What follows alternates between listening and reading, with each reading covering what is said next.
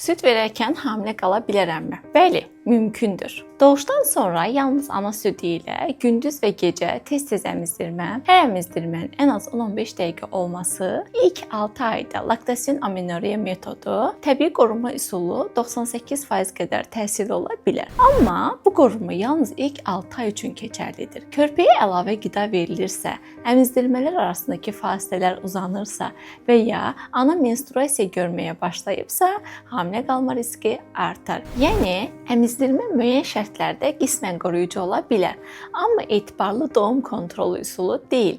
Əmizdirən analar üçün həm ana südünə zərər verməyən, həm də effektiv kontrasepsiya üsulları mövcuddur.